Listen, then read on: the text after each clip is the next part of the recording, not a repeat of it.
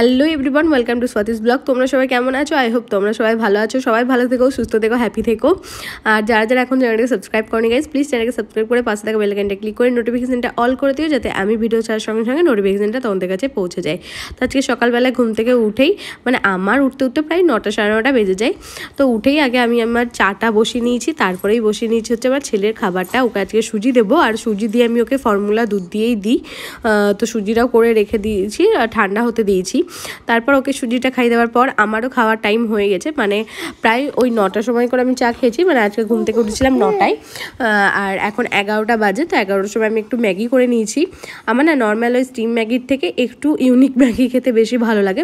এই ম্যাগিটা যেরকম আমি করেছি, সব কিছুই আর কি ছেলে আমার হেঁটে দিল। যাই হোক, সব কিছুই আর কি একসাথেই বসিয়ে দিয়েছিলাম, একটু বাটার দিয়েছিলাম, বাটারের মধ্যে একটু পেঁয়াজটা জাস্ট ভেজে জল দিয়ে তারপরে ম্যাগিটা দিয়ে দিয়েছিলাম। আর ম্যাগি তো মশলা আছেই, ওটা তো এমনিই ভালো লাগে খেতে। তো ওইভাবে ম্যাগি খেতে আমার বেশি ভালো লাগে। আর তারপরে চলে গেলাম ওপরে, আমার রুমে একটু ঝাড়া মোছা এসব করে নিলাম, যেগুলো কাজ আর কি থাকে। ড্রেসিং টেবিল যতই মুছি না কেন, আর এই বেডসাইড টেবিল যতবারই মুছি না কেন, ততবারই জানি না কোথা থেকে ধুলো আসে। তাও তো আমি আমার রুমে, এখন যেহেতু গ্রীষ্মকাল পড়ে গেছে আর প্রচণ্ড গরম, একদম সকাল থেকে তো জানলা খুলিই না বলতে গেলে। একদম তো সকাল থেকে জানলা খুলিই না, সন্ধ্যাবেলাতেও বন্ধ থাকে, কারণ যেহেতু একদম রাতে এসে চলে। আর রাতে তো এসে চলে বলে বন্ধই থাকে। আর আমরা বেশিরভাগ সময়টা নিচে থাকি, ওপরে একদম শুধু জাস্ট ঘুমোতে আসি বলতে গেলে। তো জানি না তাও কোথা থেকে ধুলো আসে। যাই হোক, সব কিছু মুছে নিয়েছি। আর এখন আমি একটু আমার রুমটাকেও ভালোভাবে ঝাড় দিয়ে নিচ্ছি। আমার মাথা চুল কম, মেঝেতে চুল বেশি। জানি না এত হেয়ার ফল হচ্ছে, কি হবে শেষ পর্যন্ত একদমই জানি না। আর আমার রুমটা যখন আমি ক্লিন করতে যাই না কেন, শুধু এক গোজ করে চুল বেরোয়। উফ বাপ রে, বস।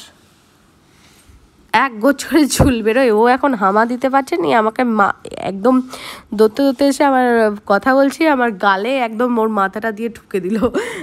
যাকগে। তো গাইস, আমি এই ভিডিওটা রাত্রে শ্যুট করছি। দাঁড়াও, তোমাদের সাথে তো এইভাবে আমি যেভাবে আগে ভিডিও বানাতাম, যে বলে বলে আর কি, এরকম পুরো ক্যামেরার সামনে, তো সেটা তার হয়েই ওঠে না। এখন জাস্ট ভিডিও ক্লিপগুলো জাস্ট কোনো মতে নিয়ে রাখি, তারপরে অ্যাড করে আমি ভয়েস ওভার দিই। আগে তো এরকমভাবেই আমি ভিডিও বানাতাম, ভয়েস ওভার দিতামই না বলতে গেলে, ভয়েস ওভার খুবই কম দিতাম। হয়তো যেখানে গান বাজছে, আমি এরকম ক্যামেরার সামনে কথা বলতে পারছি না, পেছনে হয়তো গান বাজছে, কপিরাইট চলে আসবে সেই জন্য। কিন্তু এখন পুরো উল্টো হয়ে গেছে, কোনো মতে জাস্ট ভিডিও ক্লিপগুলো, তা আবার 2-3 দিন 4 দিনের বলো, এরকমভাবে আমি একটু একটু করে নিয়ে রেখে হয়তো একদিনে 4 দিন পর গিয়ে 5 দিনের দিনে এডিটিং করে তারপর তোমাদের সামনে সেগুলো আমি আপলোড করছি। যেরকম আজকেটা এই যে ভিডিওটা দেখলে, ওটা প্রায় হয়তো 2-3 দিন আগেকার। তো আজকে আমি একটু ঘুরতে গেছিলাম, সেই জন্য কুর্তি পরে, না তো তেমনি নাইটি পরেই থাকি। এখন কোথাও বেরোনোই হয় না, বেরোনোর কথা ভাবলে মাথায় পুরো চিন্তা লাগে যে ছেলেকে কোথায় রেখে যাবো, কোথায় রেখে যাবো। সামনেই বাবার বাড়ি, রেখে এখন যাওয়া যায়, কিন্তু আমার ছেলে থাকতে চায় না। ওর এত মামা হয়ে গেছে, কিছুক্ষণ হয়তো থাকবে, অনেকক্ষণের জন্য একদমই কোথাও যেতে পারি না, যেখানে যা ওকে নিয়ে যেতেই হয়। তো সেই জন্য এখন কোথাও অতটা বেরোনোও যায় না, বেরোতে পারি না। আর এখন যা গরম পড়ে গেছে, দুপুরের দিক করে সকালের দিক সকালের দিক করে তো কোথাও বেরোনোর কথা ভাবতেই পারছি না, এত রোদ। সেটা রোদ লেগে যাবে বলে বেরোতে পারছি না। তো আজকে বিকেলবেলায় একটু বেরিয়েছিলাম, অনেক দিন পর, যাওয়াই হয় না কোথাও। তো জাস্ট একটু চা খেতে গেছিলাম বলতে গেলে, তো ওই জন্যই কুর্তিটা পরেছি। তো সেইখানে ভাবলাম যে ভিডিও করব, কিন্তু একদিকে ছেলে ধরবো না, একদিকে এভাবে ফোন ধরবো, ওই জন্য আমি আর এই ফোনটাও নিয়ে যাইনি, ভিডিও করাও হয়নি। তো চলো, আর আমার ভিডিওগুলো কীরকম কি দেখতে লাগছে না লাগছে অবশ্যই কিন্তু কমেন্ট করে জানিও, তোমরা পাশে থেকো। আমি জানি আমার ইউটিউবে অনেকটা রিচ কমে গেছে, আর কমে যাওয়াটাই স্বাভাবিক। প্রায় 1 মাস 2 মাস ধরে তো আমি ভিডিওই দিতাম না, কিছুই দিতাম না, ওই জন্য কমে যাওয়াটা ভীষণ স্বাভাবিক। কি হয়েছিল, আমি পুরো র্যান্ডাম ভিডিও করতাম, নিয়ে যখন একদম কনসিভ করলাম তখন প্রায় 2-3 মাস ভিডিও দিইনি, তখন একটা রিচ কমেছিল। তারপরে যখন আস্তে আস্তে দিতে লাগলাম ভিডিও, তখন বেশ আবার একটা জায়গায় গিয়ে পৌঁছায় আর কি, তখন বেশ ভালো ভিউ আসতে থাকে, রিচ বাড়ে, সব হয়।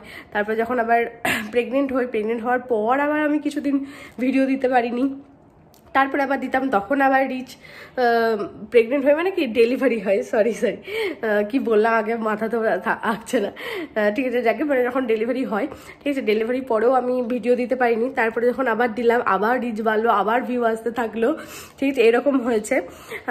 এখন কি হয়েছে, এখন ছেলেকে নিয়ে ভীষণ ব্যস্ত, সেই জন্য ঠিকঠাকভাবে ভিডিও দিতে পারছি না। আমি জানি না আবার আগের মতন আমার কবে একটু রিচ বাড়বে, কবে ভিউ বাড়বে, সেটা একদমই জানি না। তোমরা পাশে থাকলে হয়তো সবটাই সম্ভব হবে। তো পাশে থেকো, ভালোবাসা দিও, যেভাবে আগে দিয়েছো সেইভাবেই দিও। তো চলো টাটা বাই। এই ভিডিওটা একদমই যেহেতু ছোট হচ্ছিল, তো ভাবলাম চলো, অনেকদিন তো তোমাদের সাথে কথা বলাও হয় না, তো এইভাবে একটু কথা বলি। তো বাই, আবার দেখা হবে তোমাদের সাথে নেক্সট ভিডিওতে। আর নেক্সট ভিডিও কি দেখতে চাও সেটাও কিন্তু কমেন্ট করে জানিও। চেষ্টা করবো আমার ছেলের রুটিনটা শেয়ার করা, ওকে আমি সকাল থেকে কি কি খেতে দিই না খেতে দিই, যাই কিছু করি না কেন, সেটা অবশ্যই তোমাদের সাথে শেয়ার করবো। তো চলো বাই, আবার দেখা হবে তোমাদের সাথে নেক্সট ভিডিওতে। সবাই ভালো থেকো, সুস্থ থেকো, হ্যাপি থেকো, আর চ্যানেলটাকে সাবস্ক্রাইব করো। বাই।